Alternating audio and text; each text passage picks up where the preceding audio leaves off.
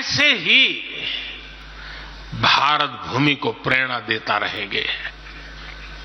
साथियों, पिछले 10 वर्षों में भारत ने जो गति हासिल की है, बड़े लक्ष्यों को प्राप्त करने का जो हौसला पाया है, यह अभूतपूर्व है साथियों।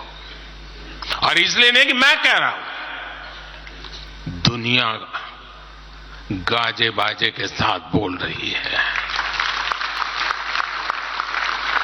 भारत ने आज हर क्षेत्र में जो ऊंचाई हासिल की है, उसने हर देशवासी को एक बड़े संकल्प के साथ जोड़ दिया है।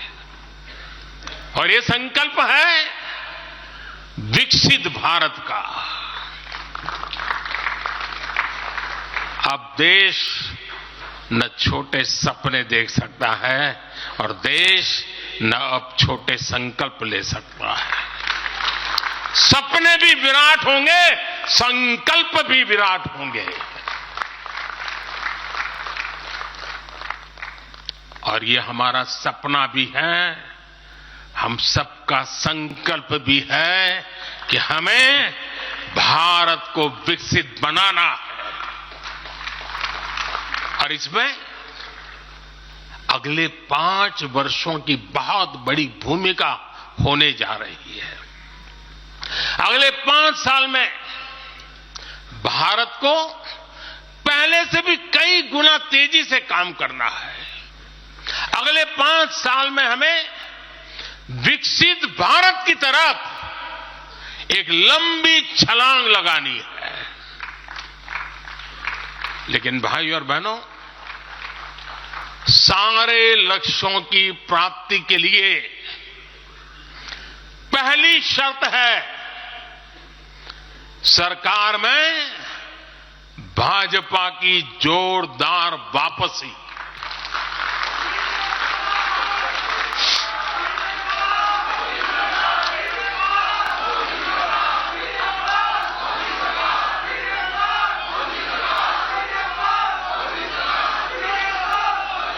आज विपक्ष के नेता भी एनडीए सरकार 400 पार के नारे लगा रहे हैं।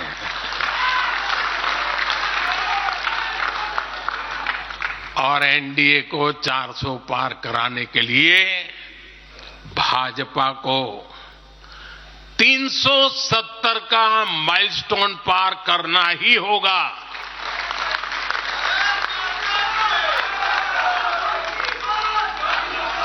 साथियों, कई बार लोग मुझसे कहते हैं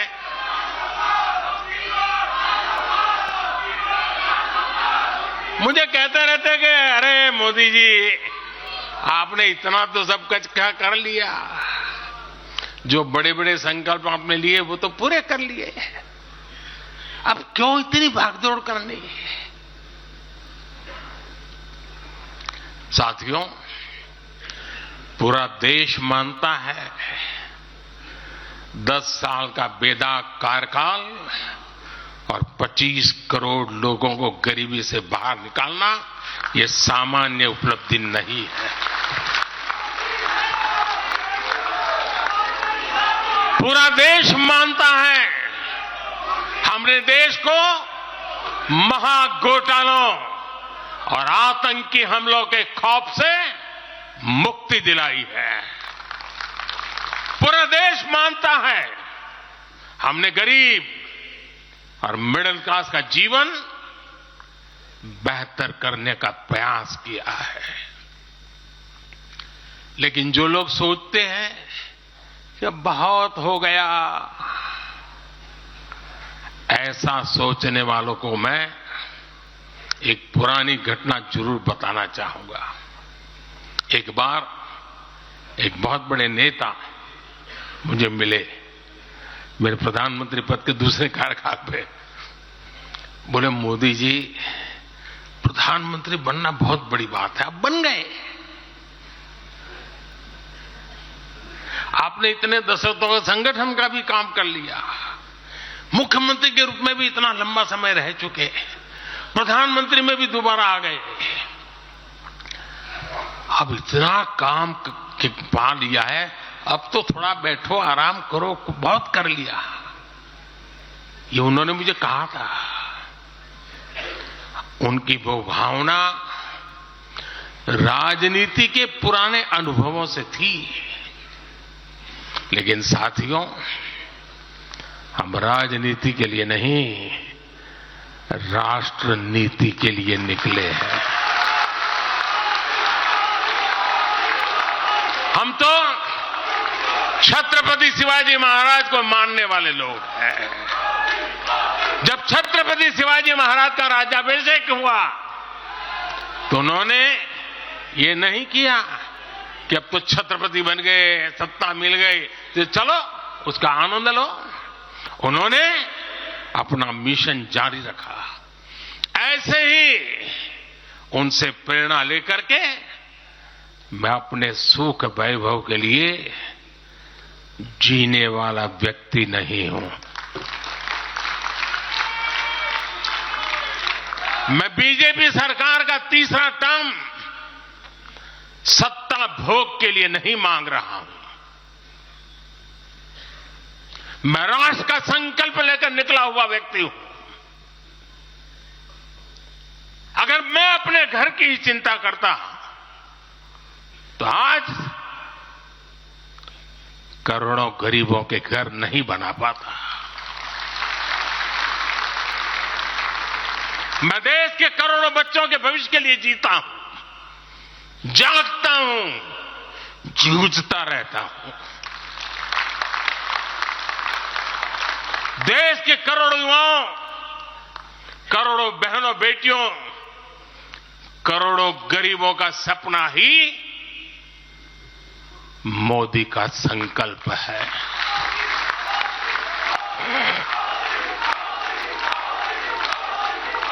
और इस संकल्प की पूर्ति के लिए ही हम सब सेवा भाव से दिन रात एक कर रहे हैं। 10 वर्षों में हमने जो हासिल किया, साथियों, वो तो एक पड़ाव मात्र है। मंजिल तक पहुंचने का एक नया विश्वास है। अभी हमें देश के लिए, कोटि कोटि भारतीयों के लिए,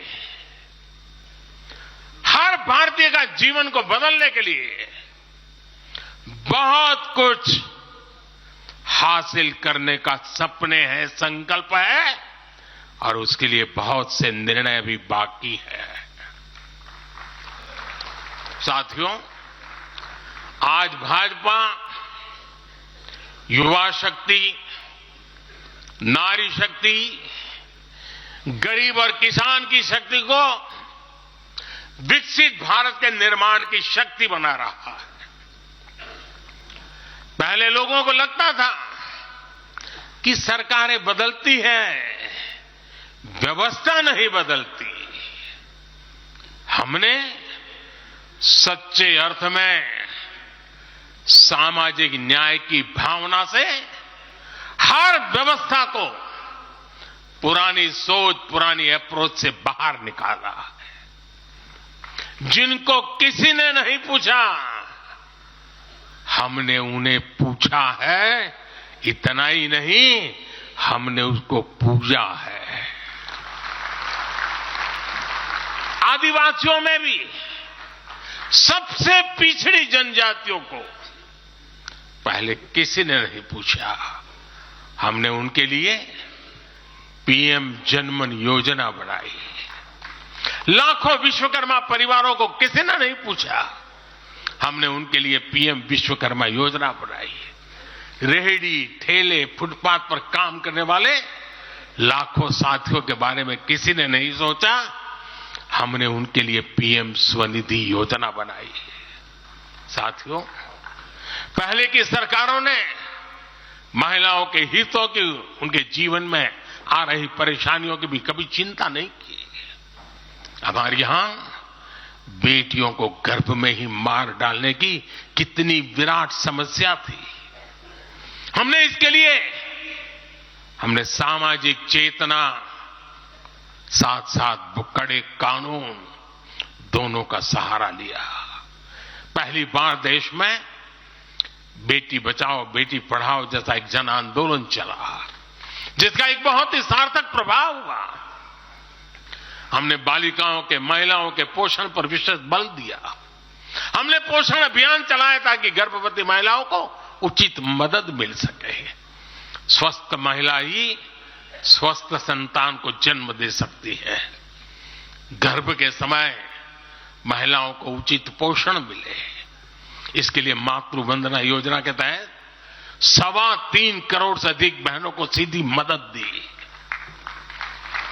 हमने सुरक्षित मातृत्व अभियान के तहत लगभग 5 करोड़ गर्भवती महिलाओं को हेल्थ चेकअप किया।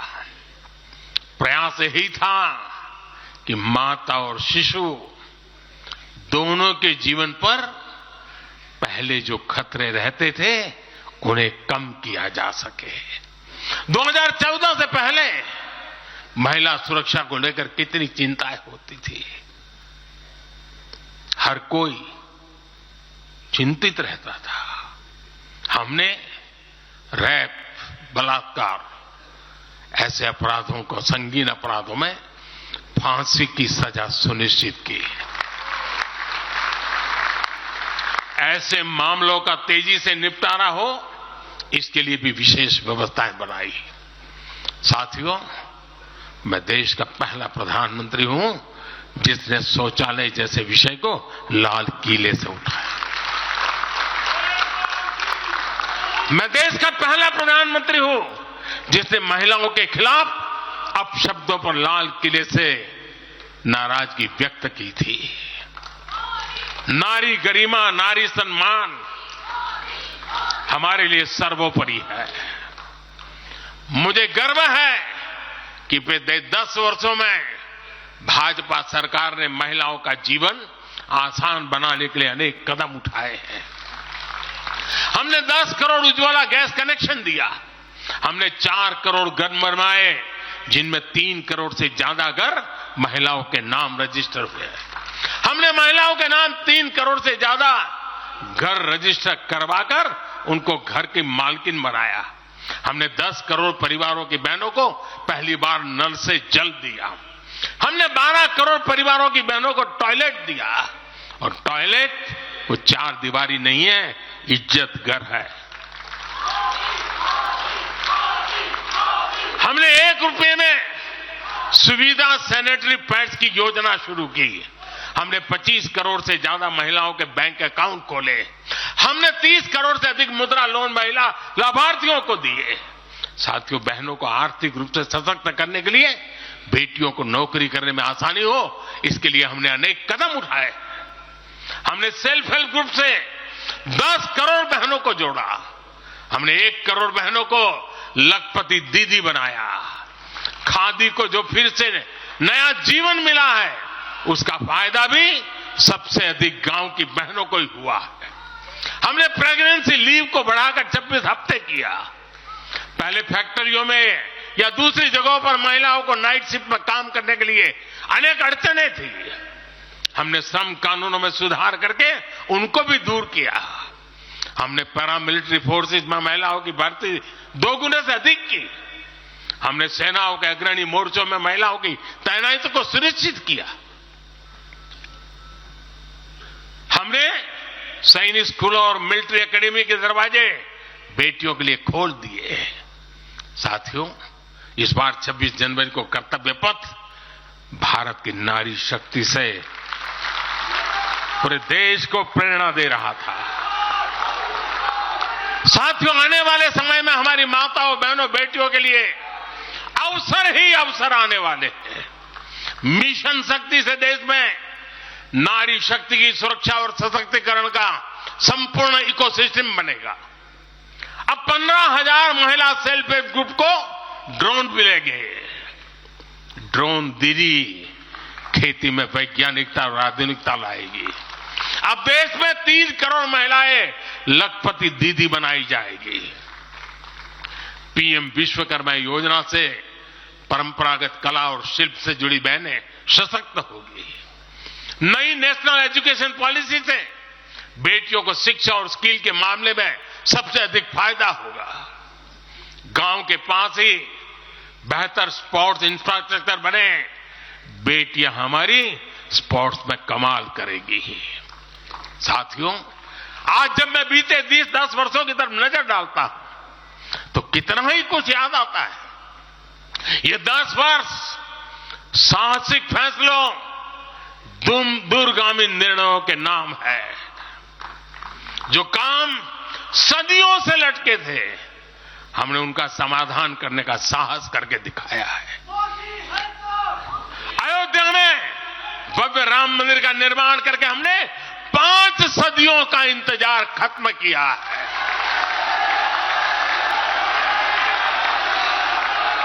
गुजरात के पावागढ़ में 500 साल बाद धर्म ध्वजा फहराई गई है। 7 दशक बाद हमने करतारपुर साहिब राहदारी खोली है। 7 दशक के इंतजार बाद देश को आर्टिकल 370 से मुक्ति मिली है। लगभग 6 दशक बाद राजपथ कर्तव्य पथ के नए स्वरूप में सामने आया है। 4 दशक बाद आखिरकार 1 रैंक 1 पेंशन की मांग पूरी हुई है। 3 दशक बाद आखिरकार देश को नई राष्ट्रीय शिक्षा नीति मिली है। 3 दशक बाद आखिरकार लोकसभा और विधानसभा में महिलाओं को आरक्षण मिला है। 3 तलाक की बुराई के लिए विरुद्ध कड़ा कानून बनाने का साहस भी हमने दिखाया है। दशकों से नए संसद भवन की जरूरत महसूस हो रही थी, उसे हमने ही पूरा किया। यह प्रत्येक भाजपा कार्यकर्ता का सौभाग्य है कि वैसी अनेक सिद्धियों का निमित्त बन सके। साथियों, कोई भी देश हो, वो अपना भविष्य तभी संवार सकता है जब वह अपने इतिहास को सहज कर रखता है। बीते वर्षों में भारत ने अपने इतिहास को सहेजा भी है, संवारा भी है।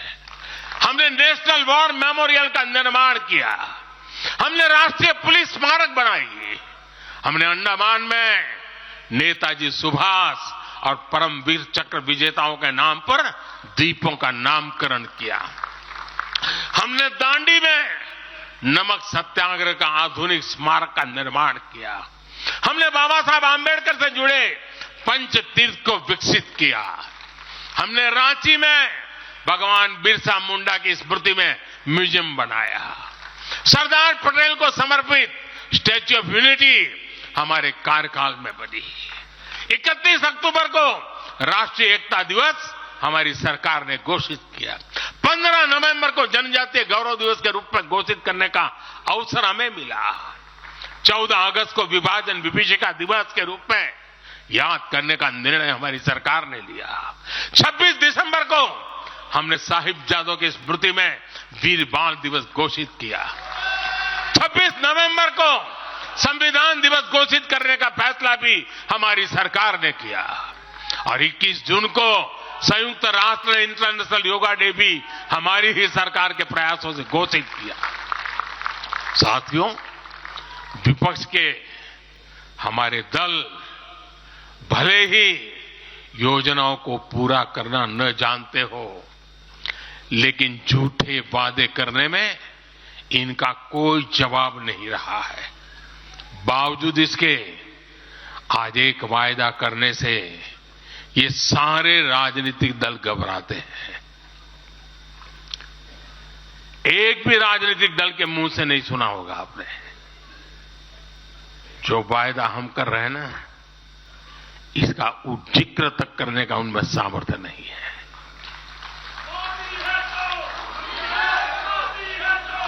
और हमारा वायदा है विकसित भारत का। इन लोगों ने स्वीकार कर लिया है कि ये लोग भारत को विकसित नहीं बना सकते। सिर्फ और सिर्फ बीजेपी ही ऐसी पार्टी है, एनडीए ही ऐसा एक गठ है जिसने इसका सपना देखा है। हम मिशन मोड पर भारत को 2047 तक देश जब आजादी के 100 साल मनाएगा, हम भारत को विकसित देश बनाने के लिए काम कर रहे हैं। हमने तीसरे टर्म में भारत को दुनिया की तीसरी बड़ी आर्थिक ताकत बनाने का संकल्प लिया है और ये मोदी की गारंटी है।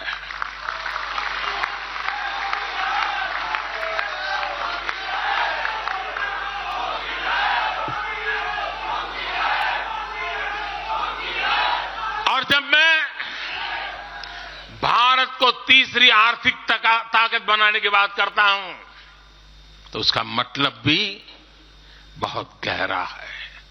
इसका मतलब है भारत के आर्थिक, सामरिक और सांस्कृतिक सामर्थ्य का कई गुना विस्तार, चहुं दिशा में विस्तार। साथियों, हम इसके लिए कितनी तेजी से काम कर रहे हैं, इसका हिसाब लगाना भी जरूरी है। भारत को, यह आंकड़ा याद रखिए, भारत को $1 ट्रिलियन की अर्थव्यवस्था बनने में लगभग 60 साल लगे थे। 60 साल। 2014 में जब देश ने हमें अवसर दिया तो 2 ट्रिलियन मार्क भी बहुत बड़ा लग रहा था, लेकिन 10 वर्षों में हमने अपनी अर्थव्यवस्था में $2 ट्रिलियन और जोड़ दिया। एक के लिए 60 साल, 10 साल में 2 और जोड़ दिया। जब भारत दुनिया की 11वें नंबर की अर्थव्यवस्था था और 11 से 10 पर आने में दम उखड़ गया उनका, हम 11 से 5 पर ले आए। अर्थव्यवस्था जब 11 नंबर पर थी तब इंफ्रास्ट्रक्चर का बजट सिर्फ 2 लाख करोड़ रुपए भी नहीं बन पाता था। आज भारत 5वें नंबर की अर्थव्यवस्था है तो भारत का इंफ्रा बजट 11 लाख करोड़ को पार कर चुका है। इसी वजह से आज गरीबों को 1 करोड़ों घर बन रहे हैं। आज गरीबों के घर तक पानी पहुंच रहा है। आज देश में रिकॉर्ड मेडिकल कॉलेज, अस्पताल, यूनिवर्सिटीज बन रहे हैं। गांव तक की सड़कें बन रही हैं। जब भारत दुनिया की टॉप 3 अर्थव्यवस्थाओं में आएगा तो आप कल्पना कर सकते हैं कि विकास कार्यों के लिए हमारे पास कितनी ज्यादा पूंजी होगी। इसलिए भारत के टॉप 3 इकोनॉमी में आने का मतलब है भारत के हर परिवार का जीवन स्तर सुधरेगा। भारत के हर परिवार की आय बहुत अधिक बढ़ जाएगी। भारत का पब्लिक ट्रांसपोर्ट और आधुनिक बनेगा। भारत में रोजगार के लिए नए सेक्टर खुलेंगे, रोजगार के और ज्यादा मौके मिलेंगे। भारत के युवाओं को भारत में ही फंडिंग के ज्यादा से ज्यादा अवसर आएंगे। भारत की महिलाओं को हर मोर्चे पर आगे बढ़कर नेतृत्व करने का मौका मिलेगा। हमारे किसान लेटेस्ट टेक्नोलॉजी से जुड़कर काम करेंगे, कृषि उत्पाद में वैल्यू एडिशन करेंगे। लोगों की जीवन बेहतर बनाने के लिए देश में पर्याप्त संसाधन और आवश्यक व्यवस्थाएं मौजूद होगी। साथियों, मुझे खुशी है कि आज विकसित भारत अभियान की बागडोर भी भारत के युवाओं ने संभाली है। पिछले 1.5 साल में विकसित भारत के संकल्प से जुड़े सुझावों के लिए, और लोगों को ऐसा लगता होगा कि हम बात पता, ऐसा नहीं है। इस पर हम 1.5 साल से चुपचाप काम कर रहे हैं। सरकार की मशीनरी को लगाया है और आपको जानकर के खुशी होगी, अब तक 15 लाख लोगों से ज्यादा लोगों ने विकसित भारत कैसा हो, रोडमैप कैसा हो, इनिशिएटिव कैसे हो, नीतियां कैसी हो, इसमें विचार विमर्श हुआ है।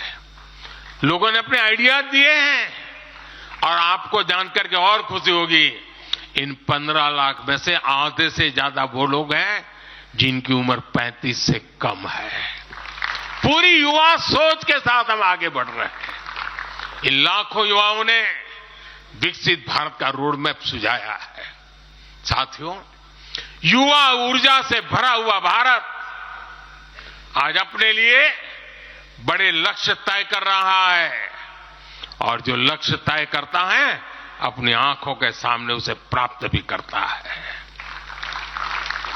हम 2029 में 2029 में भारत में यूथ ओलंपिक के लिए तैयारी कर रहे हैं। हम 2036 में भारत ओलंपिक खेलों की मेजबानी करे, इसके लिए काम कर रहे हैं। हम 2030 तक हमारी रेलवे को नेट जीरो टारगेट पर लाकर के कार्बन मुक्त करने की दिशा में काम कर रहे हैं।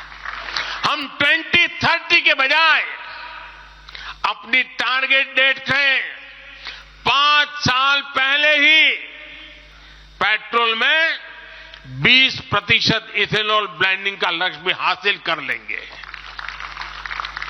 भारत 2070 तक नेट जीरो के लक्ष्य को हासिल करने के लिए भी नीतियां बना रहा है। इसका अर्थ है कि आने वाले समय में हमारे देश में अनगिनत ग्रीन जॉब्स बनेगी। साथियों, विकसित भारत वो नहीं होगा जिसका भविष्य भाग्य के भरोसे हो। इसलिए दूसरे देशों पर भारत की निर्भरता को हम तेजी से कम कर रहे हैं। इसलिए हम देश के लिए बड़े लक्ष्य बना रहे हैं और उनके लिए योजनाबद्ध तरीके से काम भी कर रहे हैं। भविष्य में हम एक ऐसा भारत देखेंगे जिसे लाखों करोड़ रुपए का खाद्य तेल बाहर से लाने की जरूरत नहीं होगी। हमारे पाम ऑयल मिशन की मदद से हमारे किसान इतने सशक्त हो जाएंगे कि वो देश के पैसों की बचत कर सके। बीते कुछ वर्षों में दलहन, तिलहन और श्री अन्न के लिए विशेष नीतियां बनाई है जिससे छोटे छोटे किसानों को मदद हो रही है। भविष्य में भी हमारे किसानों को इनसे और लाभ मिलेगा। किसानों के भविष्य को सुरक्षित करने के लिए हमने देश के कोने कोने में अमृत सरोवर अभियान भी शुरू किया। आजादी का अमृत महोत्सव, हम बहुत कुछ कर सकते थे। हम दिल्ली के अंदर कोई एक बड़ा ताबूत खड़ा कर दे के नाम लिखवा सकते थे कि आजादी के अमृत काल में मोदी जी ये बना के गए हैं। हमने आजादी के अमृत वर्ष को जन आंदोलन बनाया और काम क्या किया? तालाब बनाए। हर गांव में जब तालाब बनते हैं ना, वो किसान को सुरक्षित करते हैं, शुद्ध पानी की गारंटी देते हैं, जमीन उर्वरक बना देते हैं। लंबे भविष्य को सोच करके ऐसे काम हम करते हैं। और इस अभियान के तहत देश में अब तक 60,000 से ज्यादा नए सरोवर बनाए जा चुके हैं। 60,000 तालाब, शायद ही किसी सरकार के नसीब में इतना बड़ा काम करने का सौभाग्य आया होगा। ये सरोवर जल सुरक्षा सुनिश्चित करने में किसानों की मदद करेंगे। आज ग्रीन हाइड्रोजन से जुड़े अभियान और सोलर रूफटॉप मिशन के कारण देश रिन्यूएबल एनर्जी के क्षेत्र में भी तेजी से आगे बढ़ रहा है। बहुत जल्द भारत दुनिया का सेमीकंडक्टर हब बनेगा और इससे पूरी दुनिया में नई कंप्यूटिंग रिवॉल्यूशन को भी भारत गति देने का निमित्त बनने वाला है। पोर्ट लेड ग्रोथ से पब्लिक ट्रांसपोर्ट तक आने वाले समय में हर क्षेत्र को नई ऊंचाई मिल सकेगी। साथियों, भाजपा आज देश का एकमात्र दल है जो एक भारत श्रेष्ठ भारत की भावना के प्रति इतना आग्रही भी है और इतना समर्पित भी है। मैं पिछले महीने के अपने अनुभवों को भी कभी भूल नहीं सकता। इस दौरान मुझे भगवान श्री राम से जुड़े कई स्थानों में भ्रमण करने का अवसर मिला। मेरा 11 दिन का अनुष्ठान चल रहा था। उस अनुष्ठान के दरमियान मैं नासिक, लेपाक्षी, त्रिप्रयार, श्रीरंगम, रामेश्वरम, धनुषकोडी, मैं इन जगहों पर एक सामान्य साधक के तौर पर गया था। इस दौरान मुझे दक्षिण भारत के विभिन्न क्षेत्रों में लोगों से जो स्नेह मिला, आशीर्वाद मिले, मैं उसका शब्दों में बयान नहीं कर सकता और पॉलिटिकल पंडितों के पैरामीटर में कभी आ भी नहीं सकता है। जब मैं सड़कों से गुजर रहा था, लोग अपने वचन से, अपने भावों से मुझ पर अपना आशीर्वाद बरसा रहे थे। इस दौरान मुझे कंब रामायण का पाठ सुनने का अवसर मिला। ये ठीक उसी जगह पर हुआ जहां महान कवि कंबन ने 800 वर्ष पहले अपने रामायण की रचना की थी। आप कल्पना कर सकते हैं उसी स्थान पर बैठ करके जब मैं कंब रामायण सुन रहा था, उस भाव विश्व को मैं ही अनुभव कर सकता हूं। एक ऐसा अद्भुत क्षण था जिसमें एक भारत श्रेष्ठ भारत की भावना पूरी तरह समाहित थी। मुझे विश्वास है कि आप सभी ने भी कम अधिक मात्रा में इसे महसूस किया होगा। हम हमेशा विभिन्न तरीके से देशवासियों को करीब लाने का निरंतर प्रयास करते हैं। एकता के सूत्र में बांधने के लिए हमारी कोशिश रहती है। चाहे संयुक्त राष्ट्र में पहली बार जाकर के कोई तमिल में बोलता है, जगत गुरु बसवेश्वरा का संदेश दूर दूर तक पहुंचाने के लिए हम लेके जाते हैं। काशी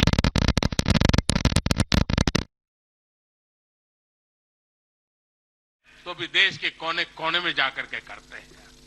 हम विश्व के मेहमान आते हैं तो दिल्ली को ही देश नहीं मानते, हम हर राज्य में लेकर के जाते हैं। हमारे राजभवनों में हर राज्यों के स्थापना दिवस बनाए जाते हैं। कोई भी राज्य भवन होगा, नागालैंड का भी वहां स्थापना दिवस मनाया जाएगा। हर राज्यों के स्थापना दिवस बनाए जाते हैं। कोई भी राज्य भवन होगा, नागालैंड का भी वहां स्थापना दिवस मनाया जाएगा और गुजरात का भी मनाया जाएगा, महाराष्ट्र का भी मनाया जाएगा, गोवा का भी मनाया जाएगा। हर राजभवन में राष्ट्रीय एकता का एक प्रकार से उत्सव बना दिया जाता है। हम अपनी विविधता को सेलिब्रेट करते हैं। एक भारत श्रेष्ठ भारत की भावना हमारे दिल के बहुत करीब है। इसे मजबूत बनाने के लिए हम काम करते हैं। साथियों, एक भारत श्रेष्ठ भारत की भावना हमारी गवर्नेंस में भी दिखाती है। हर क्षेत्र के विकास पर हमारा पूरा फोकस है। नॉर्थ ईस्ट का उदाहरण आपके सामने है। पहले की सरकारों में नॉर्थ ईस्ट को पूरी तरह अनदेखा कर दिया गया क्योंकि पार्लियामेंट की सीटें कम है, उनका इंटरेस्ट ही नहीं था। हम वोट और सीटों के हिसाब से काम नहीं करते। मेरे लिए तो मेरे देश का हर कोना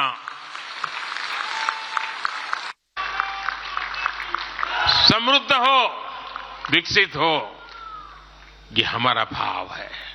आज चाहे सियाचिन हो या फिर देश के आकांक्षी जिले हो, कोई हमसे दूर नहीं है। वो गांव जिन्हें पहले आखिरी गांव कहा जाता था, हमारे लिए देश के वो पहले गांव बन गए। और मैंने सारे कैबिनेट के मंत्री उन गांवों में रात बिता करके आए। कुछ मंत्रियों को तो -15 डिग्री में रात को रुकना पड़ा वहां, क्योंकि हम आत्मसात करना चाहते हैं। हमारे लिए देश का हर हिस्सा महत्वपूर्ण है, हर हिस्से पर हमारा फोकस है। साथियों, जो भी राजनीति में दिलचस्पी रखता है और जिसके लिए लोकतांत्रिक मूल्य प्रमुख रहते हैं, वो भी अगर न्यूट्रल है तो पब्लिकली हमारी प्रशंसा करते हैं, न्यूट्रल नहीं है तो खानगी में तो कर ही देते हैं।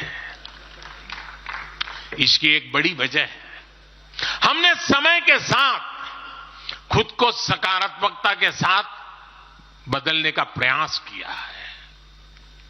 हमने अपनी राजनीतिक व्यवस्था को नए और आधुनिक विचारों के लिए खुला रखा है।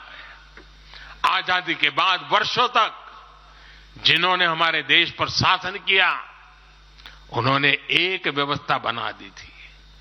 उस व्यवस्था में कुछ बड़े परिवारों के लोगों को ही सत्ता के केंद्र में रहे, उनके आसपास रहने वाले लोगों को ही राजनीतिक ताकत मिलती रही।